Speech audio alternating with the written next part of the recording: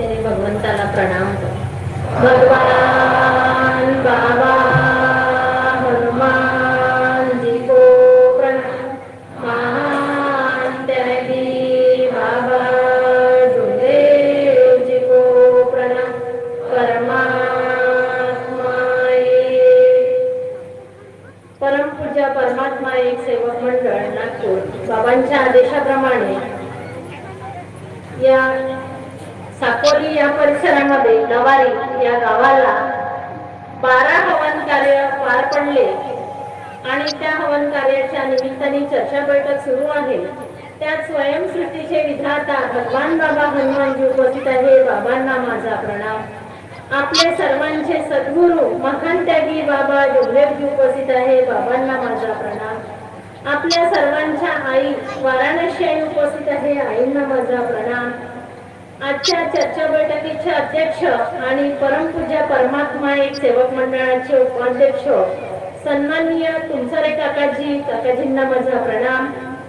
मंडळाचे संचालक तापेश्वर भाऊ वैद्यजी या ठिकाणी उपस्थित आहेत. त्यांना माझा नमस्कार. मंडळाचे संचालक साठवणे साहेब उपस्थित आहेत. त्यांना माझा नमस्कार. मंडळाचे माजी संचालक संजय भाऊ वाघमारेजी उपस्थित आहेत. त्यांना माझा नमस्कार. मंडळाचे ज्येष्ठ मार्गदर्शक सन्माननीय आमचे माळकरावजी राऊत गुरुजी या ठिकाणी उपस्थित आहेत. त्यांना माझा नमस्कार. आणि सन्माननीय सर्व मार्गदर्शक मंचवर उपस्थित त्यांना सुद्धा माझा नमस्कार. आणि आमचे स्वर्गीय रुक्मोडे काकाजी या ठिकाणी उपस्थित नाही, पण आमच्या काकू या ठिकाणी उपस्थित आहे. काकूंना माझा नमस्कार. तुमसरे काकूंनाही नमस्कार. आदरणीय मंच सर्वांना माझा नमस्कार. तसेच सेवक सेविका बाळ गोपाळ या सर्वांना माझा नमस्कार. बघा, आज आपल्याला 12 हवन कार्याची चर्चा बैठक मिळालेली आहे आणि या ठिकाणी 12 लोक हवन कार्य घडणारे बोलले ना. 12 लोक बोलून झाले. त्यांच्या निवासस्थानी हवन कार्य पार पडले. ते प्रत्येकाने आपापला अनुभव छोटा मोठा सांगितला आणि त्यानंतर आता खूप छान छान असं मार्गदर्शन पुन्हाही मिळणं सुरू झालेलं आपल्याला. हा मार्ग जेव्हा आपण घेतला त्या दिवशीच आपल्याला सुख समाधान प्राप्त झालेलं आहे. आमच्या गुरुदेव बाबांनी अतिशय कष्टातून ही कृपा साकारलेली आहे आणि ती तुम्हा आम्हाला वाटून गेलेली आहे. बाबांनी दिलेले 4 तत्व 3 शब्द 5 नियम याचा आधार घेऊन आपलं जीवन जगायचं आहे. बाबांनी खूप सुंदर अशी रचना करून ठेवलेली आपल्यासाठी आणि त्या पुस्तकामध्ये लिहिलेली आहे. पुस्तकामध्ये जे नियम आहे एकदम चांगले आहे. त्या नियमाचा आधार घेऊन आमचं जीवन जगायचं आहे आणि त्या नियमावलीमध्ये एक एक नियम एकदम मजबूत आहे. एक एक शब्द वजनदार आहे. पण त्याचं जर आपण तंतोतंत पालन केलं तर आपल्या जीवनात आपण पूर्णपणे यशस्वी झाल्याशिवाय राहणार नाही. मी सुद्धा या मार्गामध्ये येण्यासाठी माझे मिस्टर रवींद्रजी गायधन साहेब हे व्यसनी होते आणि त्या व्यसनामुळे मी माझ्या परिवारात खूप परेशान होती. मला असं वाटायचं की माझ्या पतीचं व्यसन दूर झालं नाही तरी माझं जीवन कसं जगता येईल. त्यामुळे मी खूप विचार केला. माझ्या मार्गदर्शिका माझे मार्गदर्शक खांदेकरजी यांच्या निवासस्थानी जाऊ मी माझे विषय ठेवले. मार्गदर्शकांचे शब्द लावले. मार्गदर्शकांनी मला एक अगरबत्ती एकटीला लावण्याचा आदेश दिला आणि मी एकटी अगरबत्ती लावत राहिली. 9 महिने मी एकटीने अगरबत्ती लावली. अगरबत्ती लावत असताना मला काय त्रास झाला असेल मला माहित आहे. संधी कशी साधायची त्याकडे माझं जास्त लक्ष असायचं. माझे मिस्टर बाहेर जायचे तेव्हा अगरबत्ती लावायची किंवा झोपून राहील तेव्हा लावायची. म्हणजे मी अगरबत्ती केव्हा लावायची ही संधी शोधत होती आणि परमेश्वराला योग मागायची की बाबा माझ्या मिस्टरांची माझ्या पतीची व्यसन जे काही असेल, गलत लोकांची संगत, जुवा, लॉटरी, दारू हे सर्व व्यसन बंद करा आणि या परमात्मा एक मार्गाशी जोडू द्या असा योग मागायची परमेश्वराला. बाबांनी माझा योग मी मागितलेला योग मान्य केला आणि मला एक दिवस परमेश्वराने माझ्या मिस्टरांना सद्बुद्धी प्राप्त केली आणि त्यांच्या मुखातून ते शब्द निघाले की तू जे म्हणत होती म्हणे परमात्मा एकचा मार्ग तो आपण घेऊ. आणि आम्ही पती पत्नी दुसऱ्या दिवशी सकाळी आमचे मार्गदर्शक यांच्या घरी गेलो. मार्गदर्शकांनी चांगलं असं मार्गदर्शन केलं आणि पहिला शब्द होता, रवी म्हणे तू जर तत्व शब्द नियमाने वागला तर तुला कोणत्याही गोष्टीची कमी राहणार नाही. बाबा मार्गदर्शकाचे शब्द घेतले, मार्गदर्शन केलं, ते ऐकलं. घरी आलो, आम्ही आमच्या कार्याची सुरुवात केली. पतीची एक इच्छा होती, कर्जबाजारी खूप होतो. त्यांचं म्हणणं होतं की तू मला कुठून तरी 2,000 रुपये मागून देशील तर मी दुकान लावी. विचार आला की आपल्याला कोण पैसे देईल आता. तर मी एका शेजारच्या काकूकडे गेली. त्यांनी त्या दुसऱ्या काकूकडून मला 2,000 रुपये व्याजाचे आणून दिले. मी माझ्या अल्पबुद्धीने ते पाटावर ठेवले आणि बाबांना विनंती केली की बाबा माझं जीवन साध्य करायचं आहे, मला 2 वेळच्या जेवणाची गरज आहे, अशी मी विनंती केली. आणि आजपासून जे काही या पैशातून दुकान सुरू होईल ते माझ्या जीवनात यशस्वी ठरलं पाहिजे. माझे मिस्टर जे काही 2,000, 2,000, 500 रुपये कमवतील ते माझ्या घरात आले पाहिजे, अशी मी बाबांना विनंती केली. आणि बाबाला योग मागितला. माझ्या मिस्टरांनी दुकान सुरू केली. जो व्यक्ती 2 रुपये घरात आणत नव्हते त्या दिवशीपासून 2,000, 4,000 असे घरात पैसे येऊ लागले. तेच दुकान, तेच सर्व, तोच व्यक्ती. परंतु बदल कसा झाला, बाबांनी बदल घडवला आणि त्या बदलामुळे खरंच परमेश्वरी कृपा शक्तिशाली आहे हे माझ्या पतीच्या डोक्यामध्ये बुद्धी वाढली, स्थिर झाली आणि त्यांनी खरंच परमेश्वराकडे लक्ष वेधून परमेश्वराचे कार्य, दारुड्या व्यक्तींनी परमेश्वराचे कार्य सुरू केले. गलत लोकांची संगत आपोआप कमी झाली, आम्हाला करण्याची गरज आली नाही. जे कुणी गलत होते, दररोज फोन करणारे, सोबत बसणारे, त्यांची मैत्री जी होती ती आपोआप कमी झाली. त्यांना असं म्हणावं नाही लागलं की तुम्ही माझ्या मिस्टरांसोबत राहू नका, किंवा माझे मिस्टर म्हणत नव्हते की माझ्यासोबत राहू नका. लोकांची संगत आपोआप दूर झाली आणि परमेश्वरी कार्याचा योग मिळत गेला. बाबांनी खूप काही दिलं, कार्य केले.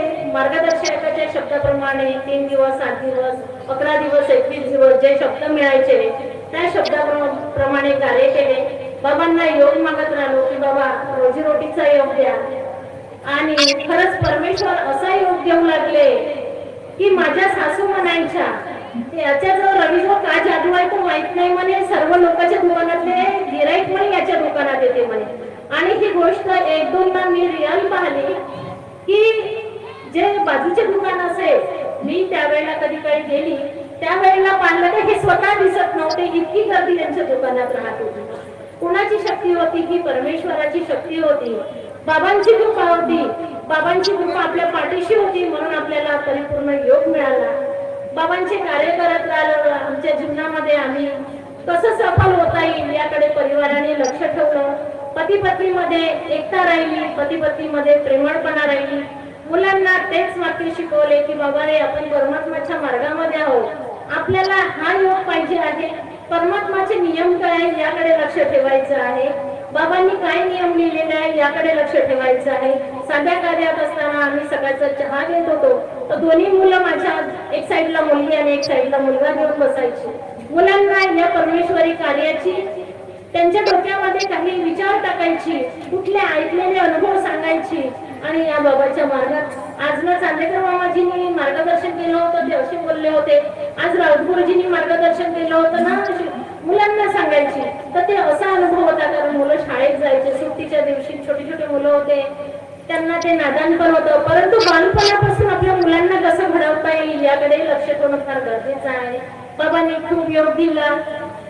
आमच्याकडे पहिलं घर कवेलूच होतं, समोरच आम्ही बांधकाम केलं होतं, फक्त रोडच पार होता. तर या घरी बांधकाम आता तोडणं सुरू केलं, समोरच्या घरी राहत होतो. एक रेतीचा ढीग टाकला होता बांधकामासाठी, त्या मोठा अवढावड ढीग होता आणि त्या रात्री मला स्वप्नात आले बाबा आणि त्या ढिगावर इतका मोठा साप एकदम शेपटावर उभा होता, पूर्ण असं उंच. तर एक सेवक आमच्या बाजूला होते, त्यांना म्हटलं इतका मोठा साप त्या सेवकाने इतका मोठा बास घेतला, पण त्या सापापर्यंत तो बास पुरत नव्हता. स्वप्नातला विषय सांगते, पुरतच नव्हता. तो गोलगोल गोलगोल सेवक फिरत होते, पण तो त्या सापापर्यंत पुरत नव्हता. शेवटी बाबाच्या स्वभावात, बाबाच्या आवाजात तो साप बोलला.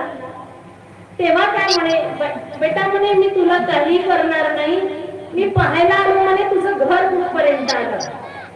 म्हणजे हे गोष्ट घडवणारे कोण, स्वप्नात येणारे कोण, बाबा हनुमानजी होते ते.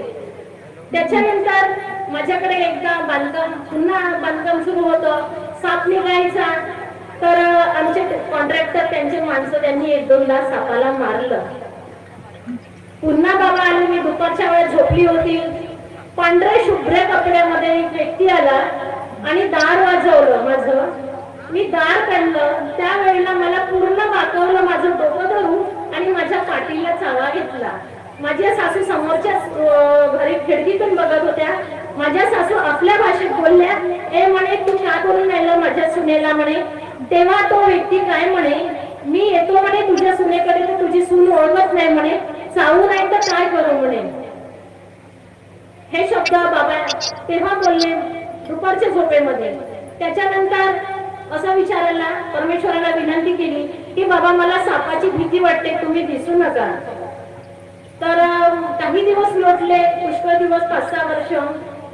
मग एक दिवस माझ्या मनामध्ये कल्पना आली, की अशीच कल्पना आली सहज.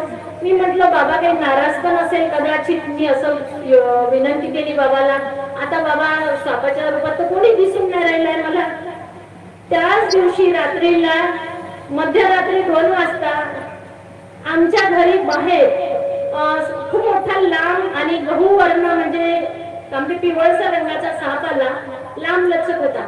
तर कुत्रा, आमच्याकडे कुत्रा होता, तो खूप भुंकत होता. तर वर मुलं होते, तर त्या मुलांनी वाकून पाहिलं, तेव्हा साप दिसला. मग खाली फोन केला, यांनी उचलला माझ्या मिस्टरांनी, आणि तो साप आहे म्हणून हे मागच्या दारातनं गेले, मला सांगितलंच नाही. तर मी म्हटलं हे कोण बाहेरून गेले. तर मी पाहिलं, मी पटकन दार उघडलं, पाहिलं तर साप होता माझ्या दाराच्या समोर. मग आम्ही साप पकडणाऱ्यांना बोलवलं, तो पकडला. पण मला तेव्हा कळलं त्या दिवशी की मी आज दुपारीची एक कल्पना केली आणि आज रात्री माझ्याकडे साप घेऊन तयार आहे. नाही तो साप तिकडेही होत होता ना तिकडे होत होता. आमचा तो डॉगी होता, तो भुंकून तिथे त्याच्यावर भुंकून परेशान झाला.